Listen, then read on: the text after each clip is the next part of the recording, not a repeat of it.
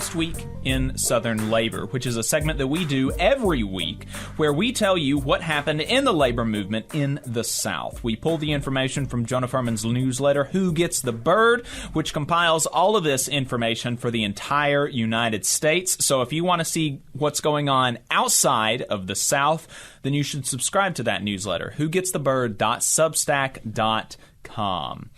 With new organizing, 9 staffers of the Tennessee Democratic Party are joining IBEW Local 429.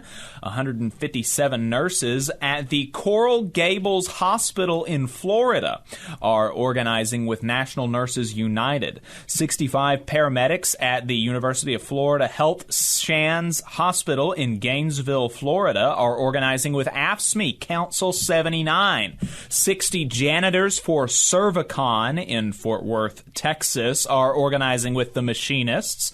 56 drivers for Keurig Dr. Pepper in Irving, Texas are organizing with Teamsters Local 745.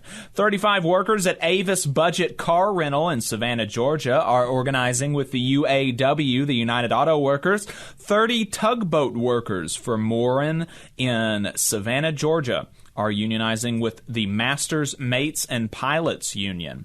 26 workers at the REA Magnet Wire Company factory in Ashland, Virginia are organizing with IBEW Local 666.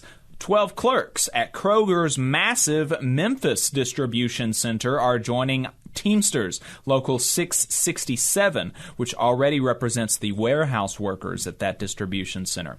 5 workers at New Orleans energy efficiency nonprofit EnergyWise are joining IBEW Local 130. 5 construction workers at the Army base in Fort Stewart, Georgia are joining AFGE Local 1922. In election wins and losses, Starbucks Workers United went 8 for 9 this week, adding 211 new members, including at one store in Denton, Texas. In strikes and bargaining, the Brotherhood of Locomotive Engineers and Trainmen, a Teamsters affiliate, and one of a dozen and a half unions involved in national rail bargaining with the largest freight carriers, are taking a national strike vote. Starbucks Workers United members struck in Dallas, Texas, and Delta pilots at major hubs across the country organized their signature protest/pickets as they work under a long-expired contract through the Railway Labor Act, which covers airline workers as well. And that basically means that contracts stay in effect even when they expire, which is maybe better than the alternative, but it also de-incentivizes employers from coming to the table if their expired contracts continue.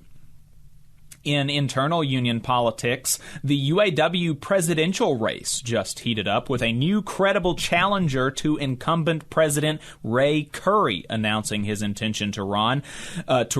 Sean Fain is a longtime national staffer at the UAW out of the Chrysler, now Stellantis department.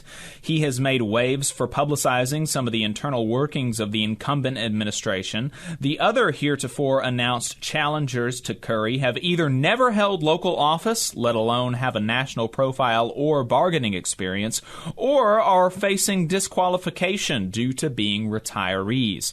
The UAW convention, where nominations and important resolution fights will take place, will happen at the end of this month, and getting on the ballot is easy. The hard part is winning the first ever direct elections to national leadership, set to take place by mail ballot in the fall. You just saw a clip from the Valley Labor Report. We are live every Saturday morning from 9:30 a.m. till 12:30 p.m. And we pride ourselves on keeping all of our content free to everybody so that we can talk to as many working folks as possible. If you support the work that we're doing, you think that it's important, you think that it's good, then consider making a monthly contribution to the project, and you can do that on our website, tvlr.fm.